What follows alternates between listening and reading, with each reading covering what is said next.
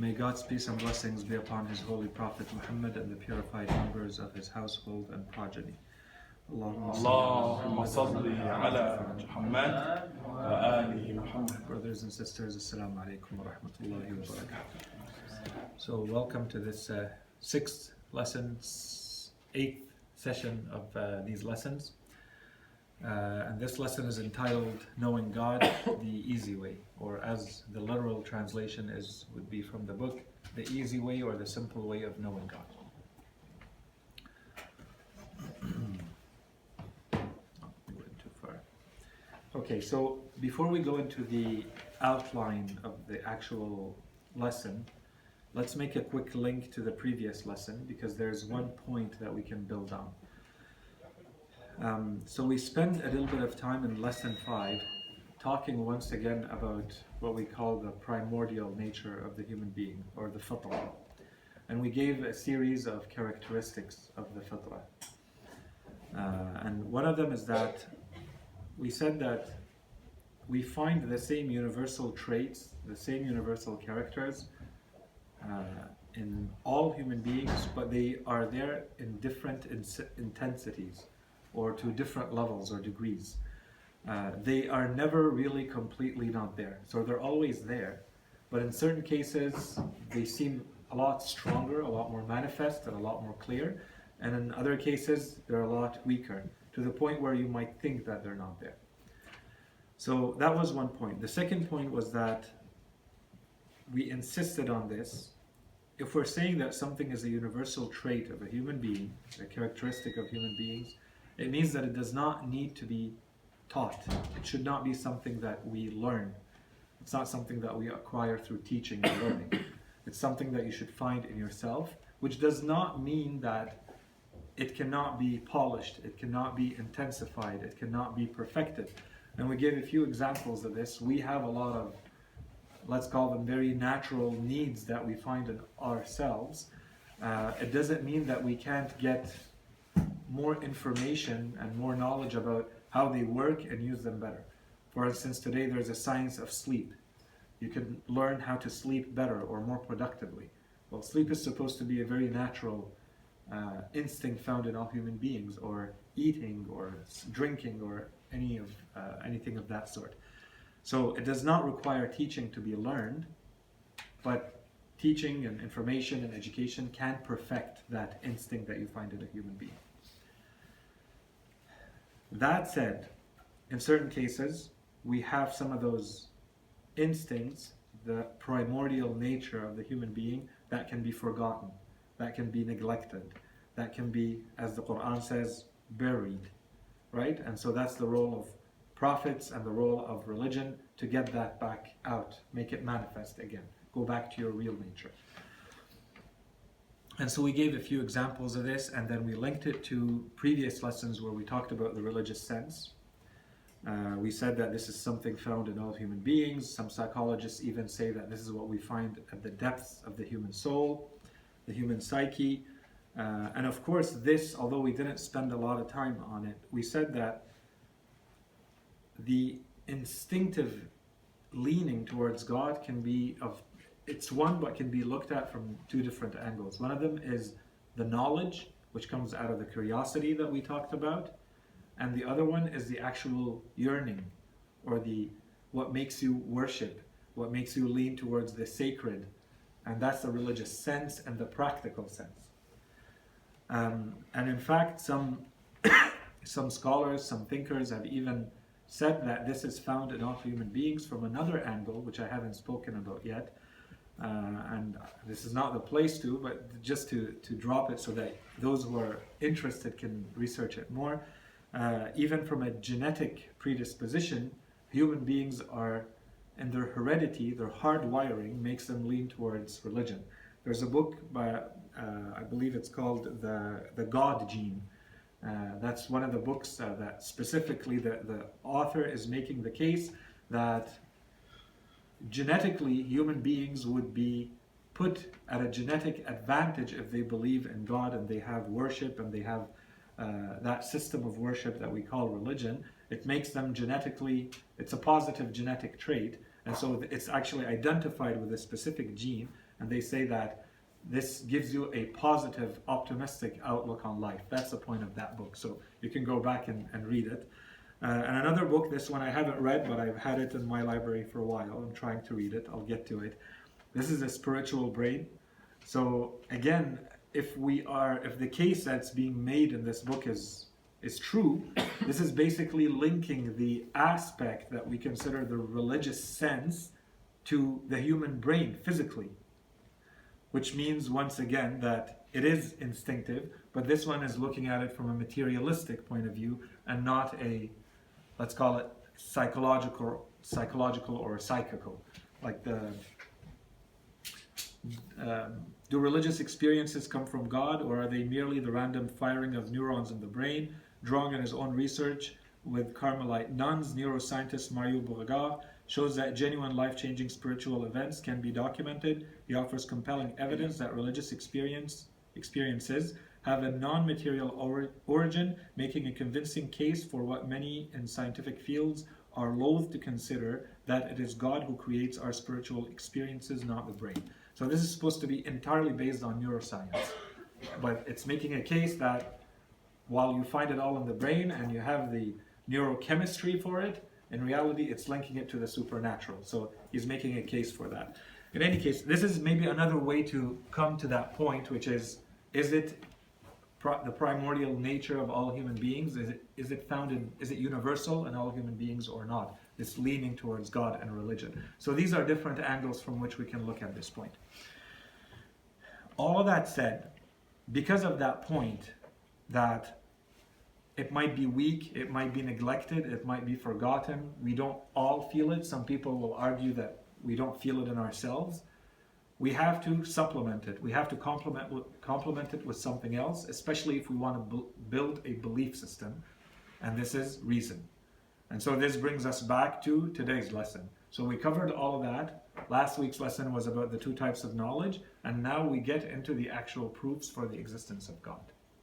So while we keep in mind that this is supposed to be still based entirely, we accept that instinctively human beings know God and lean towards God and lean towards religion, they still need that rational support and complement, which is what we're doing in these lessons, what's done in books, what's done by rational thinking, which is not necessarily 100% what you would do if you want to rely entirely on the primordial nature, on the fitrah. You wouldn't need to do that because you find it in yourself naturally.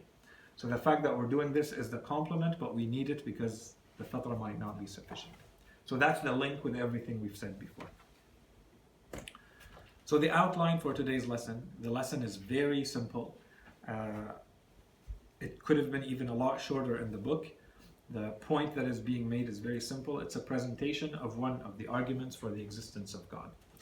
So the lesson starts by explaining that the ways of knowing God are multiple and numerous. And then he goes on explaining why this is going to be the easy way. Why does he refer to this proof for the existence of God, this demonstration, as being the easy way of knowing God, the simple way of demonstrating the existence of God? So, first of all, he gives the characteristics of this proof, this argument. So basically stating the case, why is it the easy way? So that's the characteristics. He explains the easy way very quickly. So we'll spend a little bit more time than he does to understand the argument. And the rest of the lesson is basically examples.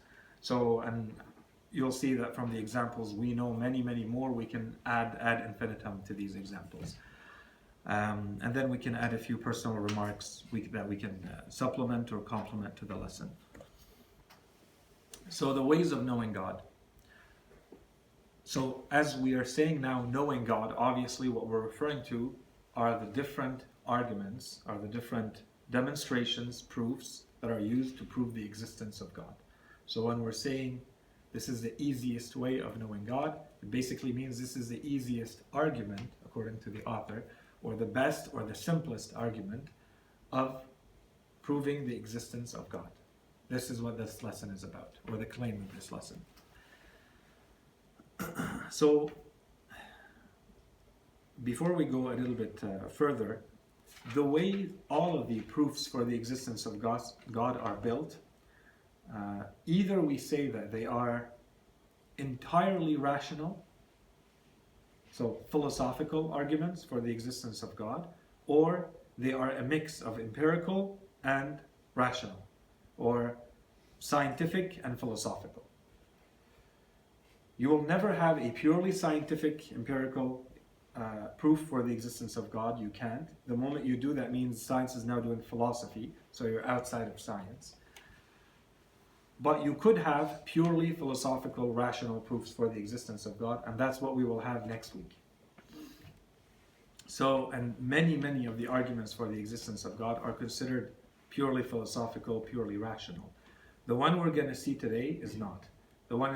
This one is a mix between empirical or scientific, depending on how you want to look at it. Empirical means that you access it with the five senses. So empirical, scientific, with, of course, a rational dimension. That's the proof part. So the evidence can come from science, the evidence can come from your senses, but then your mind has to be the one that creates the generalization and draws the conclusion from it. That's why we say it's a mix of reason and science. Okay. The ways of knowing God. So obviously we're saying there are many arguments. We're not going to list them. If we have time at the end, we'll cover some of those arguments. Why are there so many arguments to prove the existence of God? Why are there so many demonstrations and proofs and so much time spent on this? So I'm going to say there is kind of an individual need and there's a social need for it. Let's start with the individual. The individual is that our religion asks from us to be fully convinced ourselves of our system of belief. It does not want us to follow blindly whatever we're told. So in matters of belief, you're supposed to be yourself convinced. But not everybody thinks the same way. Not everybody's going to have the same kinds of questions. Not everybody's going to have the same kinds of objections, doubts, skepticism. Depending on the way you approach the world, depending on your background, depending on your level of education, depending on, you might be someone who is easily going to accept a very simple proof for the existence of God, and you will have no problem with that. And I don't remember if we covered that story or not, but we have some narrations from the Holy Prophet where he tells his companions, do as this old lady does when he asks her how does she believe in God, and she tells him that her sewing machine would not move if her hand was not moving the sewing machine. So how can this whole world exist without that hand of God behind it moving it? So this was an old lady sitting basically in the market in front of the companions of the Holy Prophet, and the Holy Prophet told them, he's praising that kind of faith. It's pure, simple, and clear. No issue with that. Are all the proofs for the existence of God that simple? Of course not. Some proofs require entire books written to explain the demonstration fully. So while to one person that may be convincing, one argument may be convincing, to another it could be the same argument. They just need a lot more of give and take, a lot more explanation, a lot more of their questions answered before they accept it, or they need another argument completely because this one is just not doing it. So let's call that the individual need. Everybody has a different need from those proofs for the existence of God. So that's why you'll see that as people have different needs, they have to come up with different solutions for their needs. That's one reason. The second one, the one that I refer to more as a social, is, let's call it your role, your social duty as a Muslim. And of course that duty increases as your level of knowledge increases. So if you're now someone who you consider yourself as carrying the correct belief system, you have the correct articles of belief and you can demonstrate them, then it becomes part of your job to teach that to others. So that's one part of that social duty, that social dimension. And the other one, which usually comes in any social setting, there's going to be polemics. There's going to be arguing. There's going to be debating to prove whether you're right or wrong and whether the person who has the opposite point of view is right or wrong. So maybe for me, I hear I go in a setting where I see 20 people talking about one of the arguments for or against the existence of God that I don't think is really very strong as an argument, me personally. But the moment I start seeing that this is actually having a lot of impact in a community or society, then obviously there is a social need for someone to address that issue, that argument, whether it's for or against the existence of God. So depending on what you want to do with these lessons or with ilm al-kalam in general, with aqa'id in general, with the belief system that we're studying, if you feel that that social duty is there, then you cannot just limit yourself to whatever is practically useful to you only for self-serving reasons. That's what I want to know, I want to believe, and that's enough for me. Or if you think, tomorrow I might have children, I want to talk to others, I have to be able to explain it to them, even if that argument does not really work for me, if it's impactful, then I need to be able to either accept it or reject it, right? So that's more of the social dimension of these arguments. And I think we already talked about this. So this is lesson 6. So this lesson is presenting a very simple argument for the existence of God. And as we said, it's a combination of the scientific and the rational. Next lesson, it's considered a little bit more of an intermediary level. So this is more of a beginner level, although it can be very complex depending on how you present it. And it's a lot more rational, philosophical. Does not really rely on the empirical or scientific data. And so before we go there, the author of the book, he basically explains the arguments for the existence of God. He says they're like, imagine that there is a river and you have to get to the other side to get to an island. And there can be very different bridges that are built to get you from one side to the other. You can build a little flimsy bridge made of ropes or a few pieces of planks of wood because you're the only one who's going to walk on it. But if you're trying to get a horse or a caravan or a car across to the other side, you're probably going to want to add a little bit more rocks or cement to it. And imagine you have a train that wants to cross from one side to the other, then obviously you need something a lot more robust, a lot more solid to be able to hold all of that. And so he gives the example of a bridge going through mountains and going across a river to the other side. So while it's a lot more robust, enough to get a train from one side to the other, as opposed to a little flimsy thing that gets one person from one side to the other, alaykum assalam wa rahmatullah, from one side to the other, the fact is that the little flimsy bridge is going to take you a lot less time to build as well. So depending on your need, you may not need to build that gigantic bridge if you're not trying to have a train cross, as good as that gigantic bridge is. So the arguments, he basically says, can be seen as the same way. Some of them are very robust, very sophisticated, complex, but not everybody needs those. So you have to, based on your needs or society's needs, decide which arguments are the most appropriate to present. Okay, so that's the argument that he makes. That's the introduction to the lesson.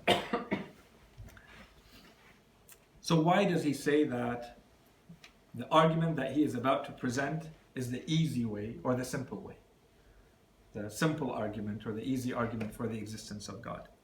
First of all, the simplicity comes from the argument itself, the way it's constructed. When you build a syllogism, a logical argument, it has parts. Depending on the complexity of each part, you say the argument is complex or not, sophisticated or not. Depending on the notions you need, how many arguments, how many sub-arguments, let's call them, which are the premises of the argument, you're going to have a more or less sophisticated argument. So in this argument, although, as we said, it is possible to make it a lot more complex, if we take the bare bones version of it, it's very simple. So there's a simplicity even in the way it's going to be presented, which we haven't presented yet. So we're going to see how simple it is, or whether it is as simple as he says. So the argument itself does not really require very sophisticated premises. You don't need to have a very strong background in philosophy or scientific knowledge or to be able to understand the premises and agree with them. So that's first. The argumentation itself is simple.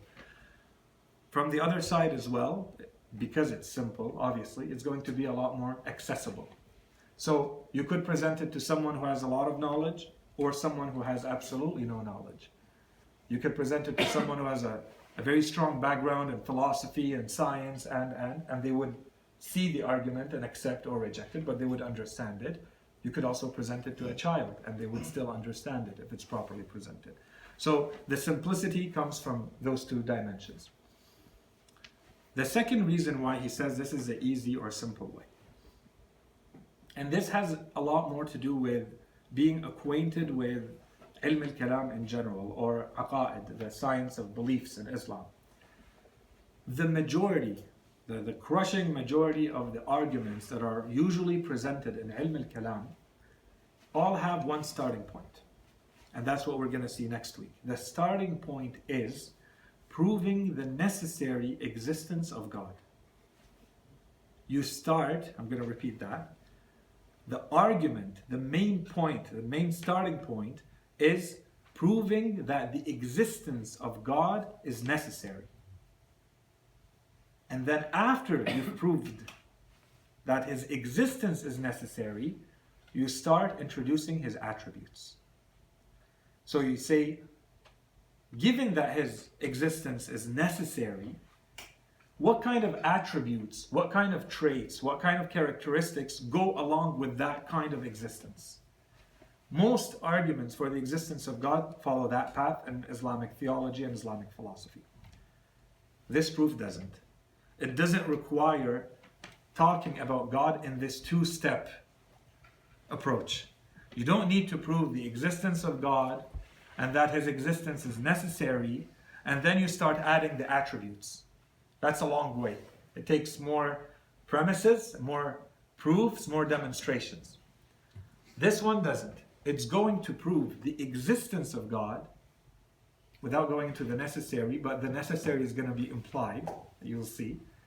And at the same time, it's going to prove a multitude of his attributes. So it does both at the same time. That's why it's simple and very, very efficient.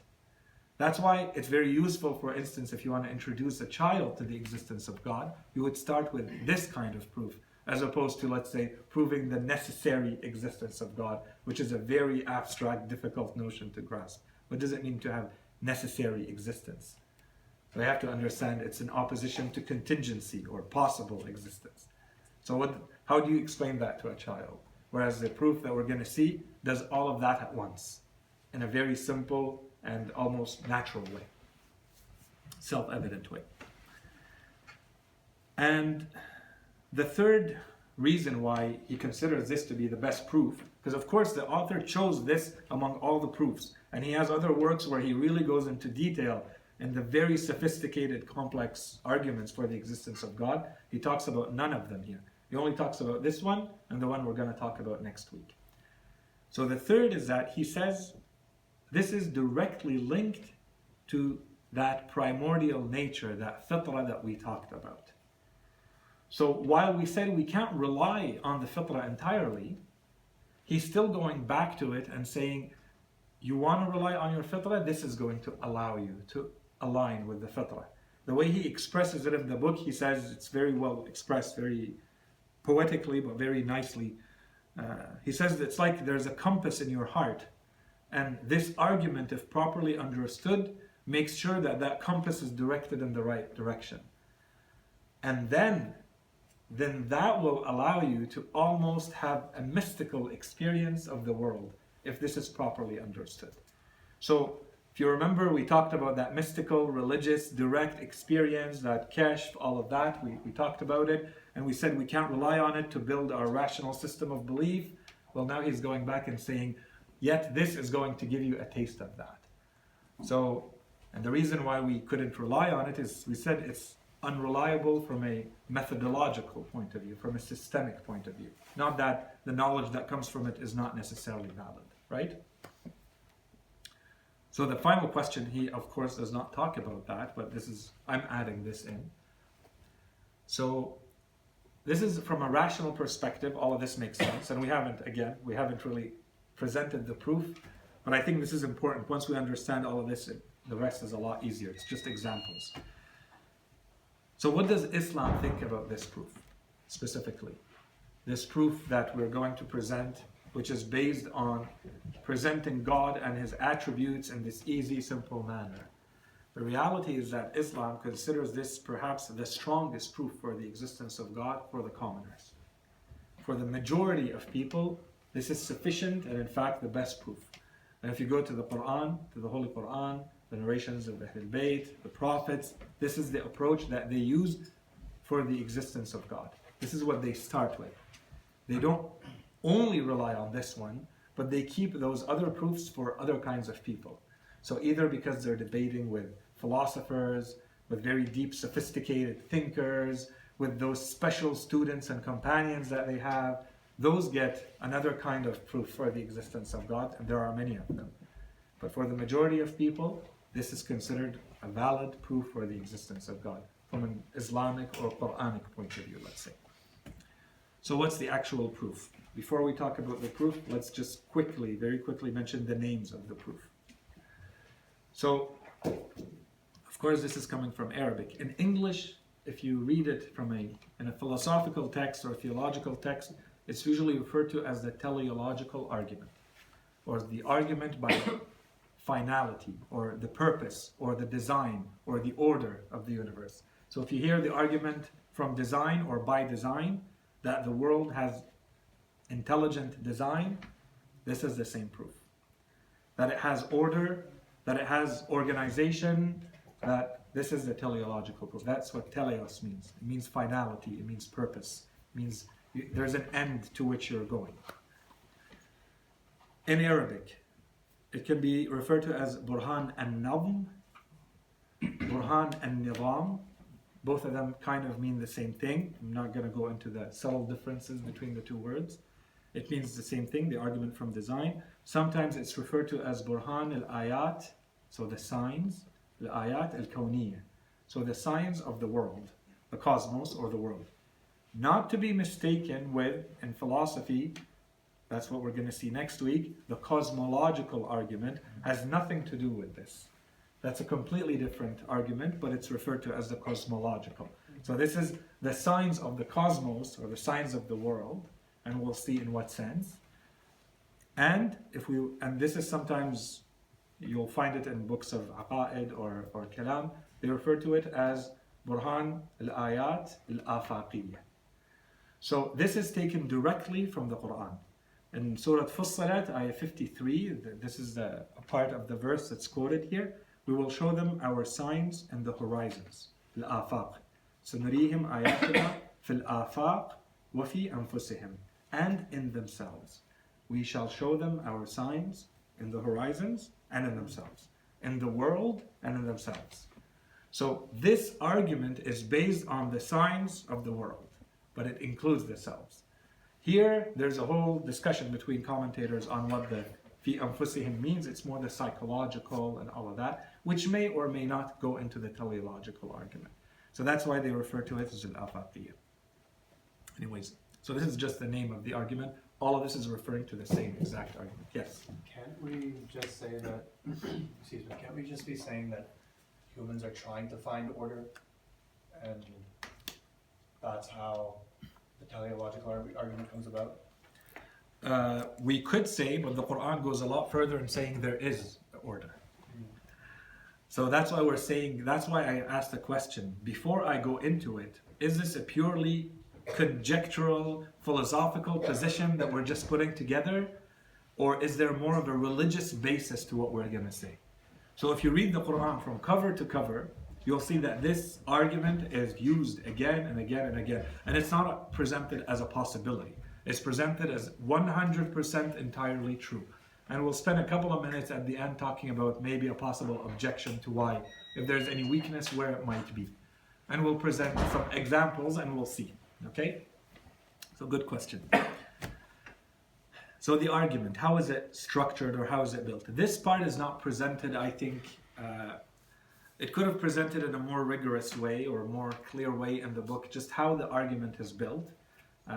It's presented in a very, let's say, expressive way, kind of more just prose, not less philosophical or less logical way. It lacks logical rigor than it's all there, but it's not presented as this is the argument built on premise 1, premise 2, you put them together, here's the conclusion, which is what you would expect in this kind of book. It works, it's fine.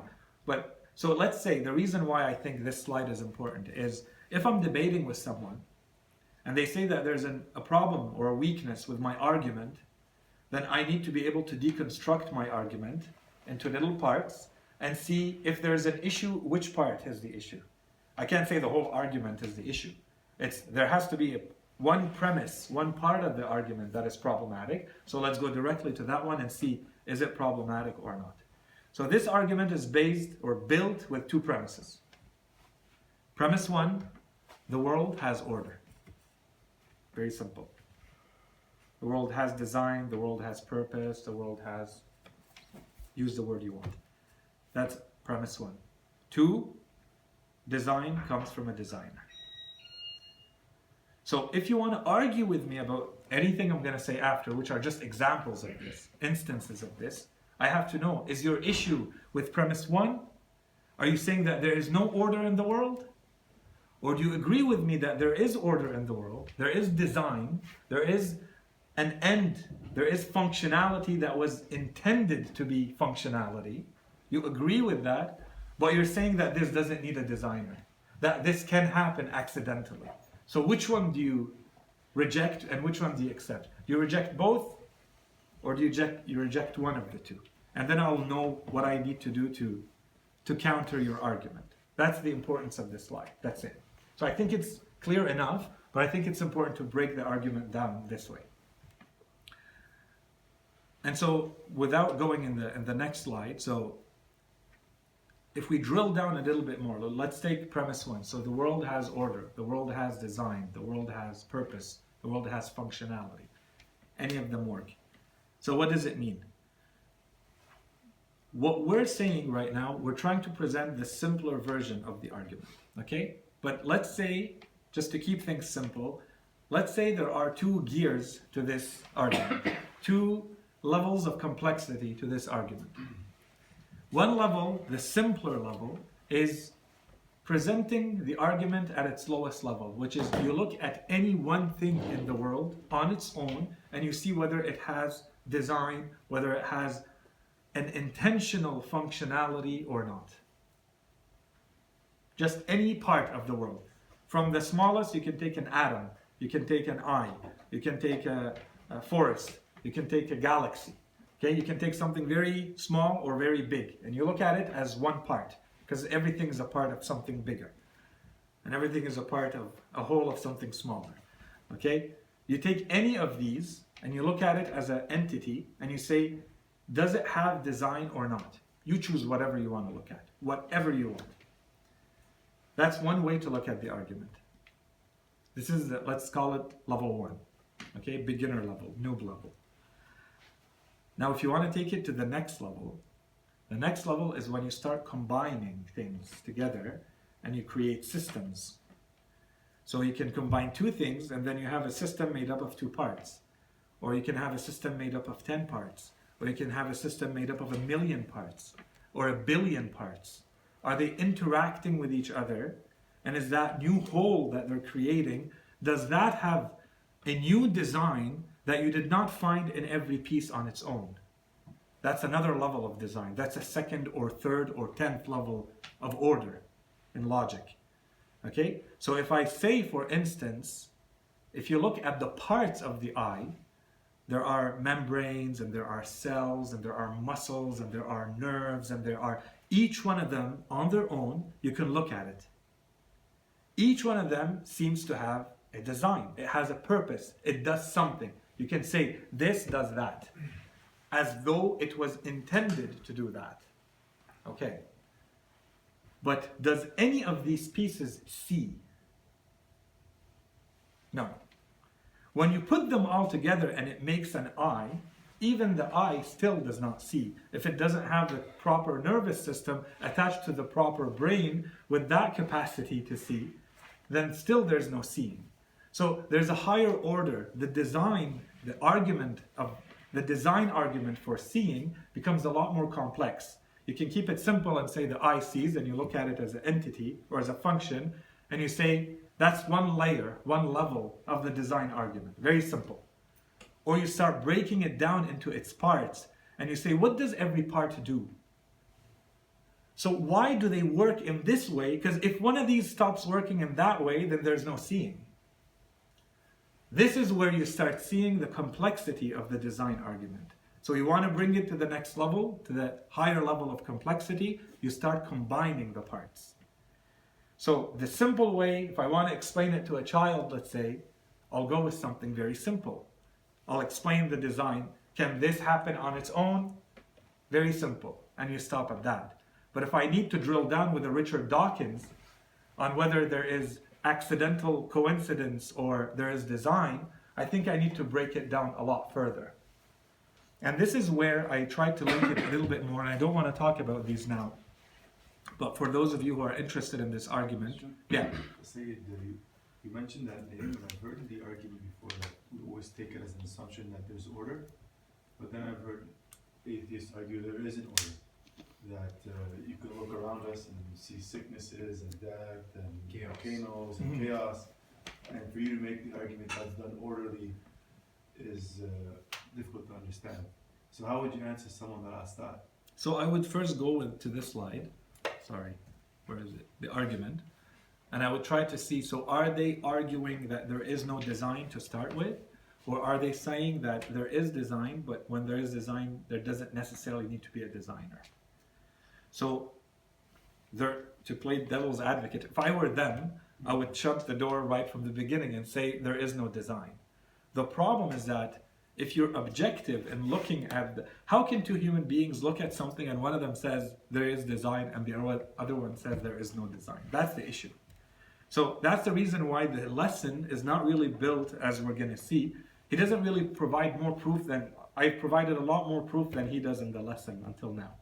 Okay? It's based on what he claims to be your primordial nature. By instinct, when a human being looks at a natural phenomena and then compares it with everything they've experienced in their life, can they see this as being the result of coincidence and accident, chaos, or is there some law governing this? Does the law come from somewhere, or is it nothing? Is it total chaos, as you said? Evil is something different, because that's the argument from evil is there justice or not. So that's, now we're in the attributes of God. But the chaos versus... Not the evil, but this exactly, order. Exactly. So the order or not, that's the proof. That's the whole thing. So whether you agree or not, and that's why we're going to mention a few of the examples. Now they're going to, of course, say that there's a lot of this is going to link back to the theory of evolution, which I didn't want to talk about because it opens a floodgate of arguments and counter arguments, and you have to go through the whole history of Darwinism in general and then neo-Darwinism with all the genetics now involved and all of that. So we can get to that eventually. Okay, maybe, but this would require like a series of lectures on its own to see what is the evidence. Does something like, natural selection, what does it actually mean? Do mutations actually create that positive trait that they think actually is created or not? And so on and so forth. Like, you have to go now into the evidence. And, So answering that question, you pretty much bring it back to whether there's a designer or not. Meaning, yeah, like if I think, and that's the example that I think we can move to the next one. The examples that he's going to give. Basically, if he thinks that something like that, let's say a book can happen on its own, most people would laugh if you tell them, look at this page, there's writing. This is a result of an explosion in a publishing house, and not someone thinking and intending that letter to come after this one. They would laugh at that. But when the case is nature, they say, but this happens all the time in nature on its own. This is the problem. So one human being says, your intrinsic logic rejects that. The other says, no, my intrinsic logic accepts it. It's instrumental rationality, right? When you turn off the use of reason. And this is where you shut down. This is where Ibn Sina says, if they keep arguing with you, just burn them and tell them, does it burn? You have to change the type of argument. Can we at least agree on this, or we can't even agree on the most fundamental thing? Anyways, the 2 points I had in the second sub bullet here. This is for if you want to go deeper and more sophisticated, complex thinking about this. These are very modern ideas. One of them is the one that's described, and it's really close to your point about Darwinism and theory of evolution, about the irreducible complexity. So if you want to look up something, look it up. And of course, the opposite, this was introduced by an author by the name of Michael Behe in his book initially, Darwin's Black Box, I believe. He introduced the notion of irreducible complexity, and it was a very difficult one to refute for the scientific community, but they came up with the idea of the specific complexity in opposition to the irreducible complexity. So up to you to decide, do you see that this actually stands or not when they refute what he presents. His argument is very close to what I presented, which is you cannot go under a certain level of complexity. If you do, you're no longer talking about that. For instance, the eye. You can't say you have 5% of an eye or 10% of an eye. That's his argument. So if you look at an eye, you either have seeing or you don't. 20% of an eye is not seeing. So if the theory of evolution says, and so evolution happened over time, over millions of years, your eyesight evolved. So at first you had 10% and then 20 and then 50 and then 80. His argument is 20% of eyesight is not eyesight. It's nothing. So why does it keep going towards the 40 or the 60 or the 80 when it doesn't know what the eyesight is? And it will never know until you reach the one. This is the irreducible complexity part. So unless you have it all together, then what's the evolution part that you're describing? And I'm not saying it's right or wrong. Go look it up. I'm just explaining the terminology. So that's one argument. The other one comes from, so there's something called the general systems theory in social sciences that was then taken by other fields, and they created something out of it called complexity theory. And one of their notions is emergence. So they say a system or an entity can emerge out of another after it reaches a certain level of complexity. So how do you explain that? So that's looking at it from the irreducible complexity is a notion really in biology and all of that. This one is more in economics, social science, political science, and so on and so forth, but it's now applied to psychology, biology, chemistry, physics. So now it's being generalized. So those two, if you want to look up like the most modern research, complex academic research on this is where you find it in. So I'm just giving you keywords to go look it up. These would require very lengthy discussions, all of them. And the second, we said two premises. So the first one is the world has order. So everything we said so far is the world has order. This was if you want to drill down further, take it to a higher level of complexity. And design must come from a designer. So the conclusion would be that the world has a designer. Very simple. So the examples that the author gives, very simple, very intuitive, very clear. And I'm not going to go into the details. I mean, all of you know these and know many, many more. It all depends on the attitude you have in your outlook on life. So, yes? Instead of trying to reduce the complexity, let's go the other way. There's the multiverse theory. I'm sure you've heard of it. Where there's multiple different universes out there, and we're living in the one universe that just happens to be the way it is in order to support human life. So what do you have to say about that? Yeah, so the argument that is proposed, there's entire books written about this one to refute this. So David Hume is one of the first philosophers to really attack all of these proofs, and then they were attacked again by Immanuel Kant, and they kept being attacked until today. So for the multiverse, the idea that I've seen in some books from our scholars is, they say that if we look at the world that we currently live in, there's still design, and it came from somewhere. The other argument is based on pure conjecture. The one that I know is the one I'm living in. The one I'm living in has design. Yours is based on the idea that there's an infinity of time and an infinity of universes, and so eventually everything that can happen will happen in one of the universes. That's the idea. So you can rely on that. That's okay. The one I rely on is the one I'm living in and I experience, which is this one has design. I don't know about the other ones. This is the simplest way to arguing that argument. There's others, but that's the quick one.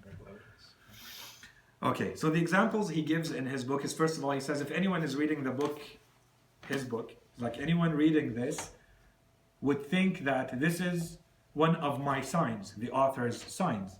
It's something that points back to an author, and an author with certain characteristics. For instance, he has enough intelligence, he knows a certain language, he's able to write, and he wrote those things, so which means design. So the book has functionality, purpose, design.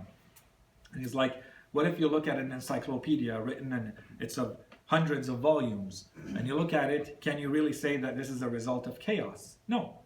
So, and then he goes on, he's like, okay, but these are even simpler examples. There are much more complex ones because they have a component of life in them. So he gives the example of a tulip, he gives the example of an apple tree that grows out of a seed and everything that goes in that. It's like every component of that, can you really say this is chaos and lacking order and lacking finality, or does there seem to be, is the fruit in the tree not part of the finality of the tree so that it can keep reproducing through the seeds in the fruit and they're attractive enough for animals to come eat them and spread the seeds and so on and so forth, right? So he talks about those examples. He talks about a nightingale's song and how it can find its nest. He talks about the chicken and the egg and how, life comes out of death and death comes out of life and so on and so forth. The Quran talks a lot about that.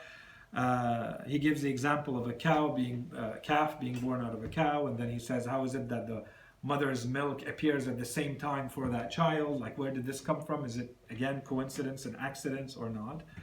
The migration of birds, why is it that they migrate in certain ways and at a certain time, in a certain way, they go to a certain place, or the fish, for instance, we know all about that, where they go back to the place they were born when they've never been there before, and yet they all go there without fault every year. How the butterflies use the air currents to go from one region to another to go faster, so on and so forth. The behavior of social insects, and then he goes into the human body, the organs of the body, and then he describes all of that. So, all of this, we can spend entire lectures just talking about all of this. I'm going to put it all back on you to save time. I know all of you can, any documentary you watch on this or any book you read on all of this will make you realize the complexity, all the parts, all the factors, elements that need to come together in a certain way at a certain time for any of that to work. Whether you look at the parts level or whether you look at the systems level. So these are the main examples that he uses, and his conclusion in all of this is that the more we learn about the universe, the more we unveil its secrets, the natural result, the normal result should be that our faith increases. So there's a condition there. That's what I put in 2 brackets. The condition is that, because he's linking this back to the primordial nature of the human being, he said if you have an unsullied heart, if you have a pure heart, if you have a mind that is not completely distracted, lost, shut off, as you called it, the instrumental reason or rationality, if you don't decide to shut it off because it doesn't, serve your purposes, then the conclusions, the findings should be clear to you. The logical conclusion, the findings should be very clear to you. If you decide not to be yourself and to follow your primordial nature, then you're the one who's missing out, and you will fail to be able to use this argument as you should. And then he doesn't actually quote this verse of the Quran, he only quotes that is Allah subhanahu wa ta'ala. So basically after he gives all these examples, all he says is that is Allah. So this is the actual full verse that he's referring to. Allah causes the grain and the date stone, which is the seed of the date tree, to split and sprout. He brings forth the living from the dead, and he brings forth the dead from the living. That is Allah. Then how are you deluded from the truth? So after all of this, very quickly, as we said, there are many, many arguments for the existence of God. The manner in which this course is built is to provide only 2 of them. Today we presented one. The second one is the one we present next week, which is the argument from contingency. We're going to talk about that one. So that's the argument for the necessary being, or the necessary existence of God. Either or. These are a few more of the big arguments, proofs, demonstrations for the existence of God. Any of you are interested, go look them up. Some of them are strong, valid. All of them are open to criticism, but some of them are actual valid arguments. Some of them do not stand criticism. This is not the time to go into all of them to say which ones do and which ones don't. But it's a very, of course, interesting topic. I'm just looking at them. I don't know if any of them deserve maybe just a couple of words. Yeah. Mind if I ask, you mentioned the primordial nature and this last week's lecture. Yeah. Would you consider like our how we're attracted to violence or more baser human qualities a part of that primordial nature? Yeah. When abused? Yes. And then if you would say this, would you also then say, is it easier to act more on our base nature than it is to act more on our higher selves? And Is it easier? What do we lean more towards? To be base or to be higher? I would think base, because the majority of us, because we're animals. Are exact. We go back to our animal nature. So we don't go back to our angelic nature. Yeah, so why would we be designed in a way, or I don't know if that's a fair way to put it, but why is it more attractive for us to be base than it is to be higher? Yeah, so the way we're built is we're built in a body and a soul. The body is reflective of the world we live in. That's what we know. Everything else, we need to be, like our head needs to be turned towards something else. Because what we know is the world we live in, which is corporeal material. So our leaning is towards the earth. As the Quran says, اثَّاقَلْتُمْ إِلَى الْأَرْضِ. You are heavy towards the earth. You come from the earth. It's your world. That's what you know. Except that we're told your potential is a lot more than being an animal. That's why if you wasted, you're worse than an animal, because the animal is living according to its potential and you're not. So this is supposed to be the role of religion, to come show you that although these base instincts are in you, it's not a waste. They're not there to delude you or trick you or dupe you. They're there for a very good reason. They're there so that you can protect yourself, your family, you can reproduce, you can live a healthy, happy life. All of them, if you use them in a balanced way, which is what we believe our religion teaches us, if you put them in the right place, which means they need to be governed by reason and religion. So is it more natural for us to act on our baser selves? If you stay at your animal level, yes. If you stay. Yes. Of course, you don't know anything else. And that's why, in the scholars of akhlaq and ethics, they say, there are pleasures that a child will never know, right? If a child stays at the level of being a 5-year-old, the biggest pleasure he knows in life is perhaps eating candy or playing. He doesn't realize that there are pleasures a lot greater in life because he hasn't evolved, he hasn't matured enough. Well, the same argument can be used for people who are starting to open up spiritually. There are pleasures you will never know if you want to stay stuck in your corporeal, materialist world. There are intellectual pleasures, and that's why there are people who can become thinkers, and they get so much pleasure out of thinking or reading or learning that other person who hasn't really appreciated that will never taste.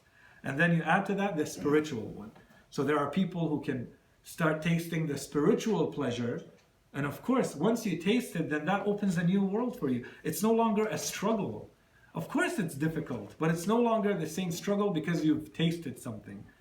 If you've never tasted it, it's an uphill battle all the time. Yeah, it's a good question. Let me just quickly finish with this question. So, I'm not going to go into the objections against the teleological argument. All I'm going to say is, how much evidence is enough evidence? That's a question. And that brings us back to what you were saying and what you were saying. And we have to, if I want to really seriously engage in this kind of discussion with someone about the teleological argument, I need to know what kind of evidence would be enough for them to accept that there is design. Okay, so I'm going to go into science, and we're going to see the two very different ways of looking at the world through science. Okay, so induction. The biggest problem that is the biggest objection against this proof, whether they say it or not, whether they know it is that or not, is the problem of induction. Okay, so let's quickly explain how induction works in the human mind. I don't have time to explain. This is a huge topic in logic. Okay, the way the human mind reaches a conclusion has 2 or possibly 3 ways. One of them is induction. How does induction work? You're home, you receive a letter with your brother's name on it, with his address on it. That's the envelope. You open the letter, and the letter has your brother's name signed. Okay. Now look at the factors that we're going to put together. It has your brother's handwriting. The content of the letter is only stuff that your brother should know. No one else knows this kind of thing, these kinds of information. He's talking about memories you guys shared together and things like that. Okay. And a week before, your brother had told you that he was going to send you a letter at about this time. Okay. A normal human being, when you put these factors together, do you consider this letter having come from your brother or not? Yes. Yes. Do you have 100% proof that this has come from your brother or not? No. No. So what happened? Is there a default in your brain, a problem? No. This is induction. Psychologically, the human mind works based on induction. What it does, it can never have 100% certainty. For the way we live our normal life, there is never 100% certainty for anything. The instances of 100% certainty are not even 1 in 1,000 or 1 in 1,000,000. So what does your brain do? It does a probability calculation unconsciously for you all the time. And it says, as the probabilities go from this one becomes so low and this one becomes so high, it disqualifies one of them and says it's not worth looking at. That's the answer. Your brain does that for you. If you want to kind of hijack that, you have to think logically and force the brain to say, wait, this is not a 100% certainty. We have to break it down and see, because sometimes maybe someone did find out all this information, and they did send you a letter at the same time because they tapped his phone. And okay, you can come up with a scenario like that. But by default, the normal human being does not live based on that 100% probability. They live based on the laws of induction. Anyone who wants to know the logic of induction, go back to the book of Sayid Muhammad Baqir al-Sadr, Theological Foundations of Induction. Amazing book. It requires, it's specialized logic. Yes, it's translated, and it was recently translated again very, very well. Anyways, that's if you want to know more about induction. The logical foundations of induction. الأسس المنطقية للاستقراء. Okay, why did we say that? Now let's use another example. So, our genetics, human genetics. This is one example. You said science. Let's keep science in mind. Mathematics. Okay. Especially, yeah. So, how much information does it take to build a human being? So, cells were discovered after centuries and millennia of research and medicine and the human minds working together. Finally, they see that we're made up of cells. And you drill down enough, the cell has a nucleus and it contains some material. And after 40 years, they were able to get into that nucleus and take out that genetic material and unroll it and open it and start looking at what it's made of. And it's made up of 4 letters, A, G, T, and C, right? That's what the human genome is made of, these 4 little parts. Okay, how many of them does it take? How much information do you have in a human being when you put these together? You have 3 billion letters. 3 billion. How much information is that? Okay, the content of that information, we are told, and there's books and there's TED Talks and there's documentaries about this, the content of that information, if you took the USB keys, normal ones that people use, if you filled a Titanic ship with one of them, you would need 2,000 Titanic ships to fill the information required to build a human being. Okay, that's what the information means. That's too much. Let's simplify it. Just the letters. If we are to take that tiny little microscopic space open the letters and just type them by computer, one beside the other, just the 4-letter sequences. We have 3 billion. What does it mean? It's 175 volumes, this large, this thick. They're printed, they're available, you can see them. Written in a dictionary font, 262,000 pages, 175 volumes. They weigh 450 kilograms, if you want to know. It's a ton. Okay. For one person or For one person. This is your genetic code, not the meaning of your genetic. This is just the letters. Each one of these has God knows how many switches to create proteins and hormones and functions in your body. Okay. There's a TED Talk where one of the men who talks about this, he takes out at random one of the books, he opens it and the camera comes in. He's like, sorry, I have this one documented. I just want to read a sequence of about 7 letters, okay? So he reads them. It's something like A-T, A-A, T, G, C, C, A, something like that. And he says, this person is very lucky because if 2 of these letters were in the wrong sequence, this person would have had cystic fibrosis. So incurable deadly disease, okay? 2 letters out of the 3 billion. 2 letters out of the 175 volumes, this person would not be alive or would be alive with an incurable disease. Let's go back to induction. I want to use an example. So let's say you have a bullseye and you have someone shooting at the center of that target, the bullseye, from let's say 100 meters away. Let's say they shoot and they hit the center once. What do you say? Maybe it was luck. Anyone who watches sports. Maybe he got lucky. Lucky bounce, whatever. Okay, it's once. What if he hits it 2 times in a row? What if he hits it 10 times in a row? What if he hits it 1,000 times in a row? What if he hits it 1,000,000 or 1,000,000,000 or 3 billion for one person, for 7 billion people on earth, for every generation of humanity, multiplied by every tree, bird, fish, galaxy, and so on and so forth. All of this is I go back to my question. How much evidence is enough evidence? So science, that would be what I would say to science. This is science. This is what science tells us. Either we accept induction, or we don't. How come you accept it in everything else in your life? But here, when it comes to this might open the door to there being a God or a religion or something that I may not be open to exploring, then suddenly all of this is put on the side and we say accident, coincidence, it's just nature. Okay, that's all I had. Tafadhal. I'm always interested in the way they shape things, the way things shape over time or over regions. You know, something Eastern comes to the West, how completely different form it takes. Like, for example, being yogi or yoga is related here as having a mat, walking down Westboro with your dog and doing some stretches and breathing exercises. And the next day you're doing your biking, and the next day you're doing your walking. Whereas being a yogi in India is like for your whole life for 50 years, day in, day out. Yeah. Meditating, not eating this. It's a very strict life. But the form it takes here is completely different than the reality of its origin. And even with Darwin, he was a clergyman at one point. And then at the end of his life, he had a more unconventional belief in God.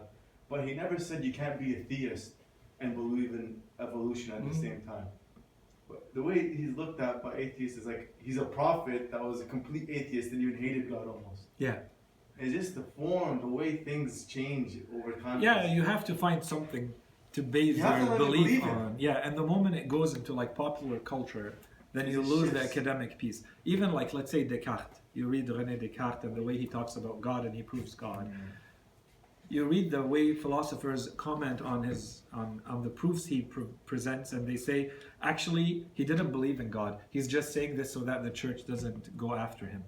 Yeah. But he's building a very, it's questionable, but it's entire arguments. I mean, he filled pages and pages with this, but they say he just did this so that, same thing, right? So you can always come back and flip the argument around. At the end of the day, put all these people aside, concentrate on the argument itself, In this case, I think this is what the argument is. I try to kind of lump everything together in one quick lecture so that we keep moving in the book.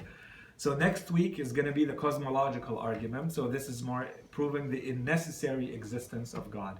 But this one is a big argument. This is the one that everybody relies on because of its simplicity. It's accessible to everybody. So all the work, all science, all, the popular culture is about this argument. So if you want to research, read, debate, this is where the work is. Yeah. There's a verse in the Quran that says, it goes on, and it says at the end, هل في شك? Do you know that verse? قل أفي الله شك فاطر السماوات والأرض. Awesome. Yeah. Perfect. So it goes back to what one of the Sufi sheikhs once said, is that God created things simple. So I'm taking it from another, the opposite way. Don't start proving it. Don't even start talking about it. هل في شك? Do you even, check in English is what? Doubt. Doubt. Do you even doubt Yes. that there is a God? So, And this is so we finished with this and we started with this. exactly. So the argument here from him was that if you want to rely on your pure nature, the simplicity is enough. And what we started with is people have different needs. And part of it is because of that, how simple is their nature today? We live in a very complex world. And you're not going to find a lot of people who are going to see the beauty in that simplicity and just see it for what it is. And that's why we have to have lessons like the one we have, where we have to deconstruct the argument and But you show see, examples how, and proofs. Yeah, but do you see how it goes the other way? Of course, All the way yes. around. Yeah. You see it, but Yeah. everyone else Yeah. sees it. أحسن سيد صلوا على محمد وآل محمد. Allah.